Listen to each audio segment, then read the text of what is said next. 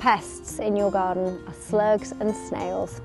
To be honest, they're pretty impossible to get rid of completely, but there are a few things you can do to avoid slug damage.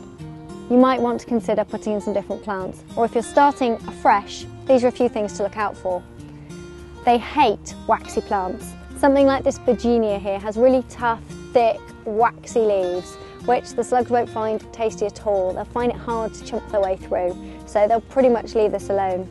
The other thing they hate is really strongly smelling plants, so anything aromatic like a lavender, maybe a sage, a catmint, anything that's got a really strong smell.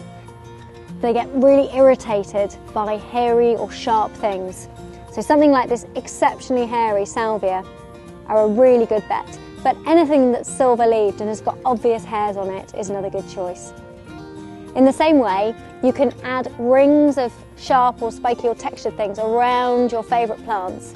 It does the same job as the hairs, it irritates the slugs, they won't want to cross it. So some people use gravel or pea shingle, some people use coffee grounds, that's partly the smell and partly the texture. Some people use crushed eggshells. You can even go out and hand pick them with a torch at night. It's a good way to spot them. There's a huge array of products at your local garden centre, testament to just what a big problem they really are. But a lot of these are chemical and are pretty poisonous, not just to the slugs but to other animals too, and are best avoided if you can.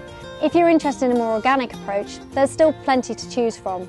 There are expanded wool pellets. In addition to that, there are things like good old copper tape. This is actually one of my favourites. I find it really successful in my garden. All you need to do is put a simple ring of the copper around your favourite plants, and it will mean that the slugs and snails will get a mini electric shock when they try and cross it. So they'll tend to leave your favourite plants alone. For some people, wasps are a real problem. As well as the usual sprays and powders, consider using a pretty wasp trap, or maybe even a fake wasp's nest. It might sound a bit odd, but it really does work.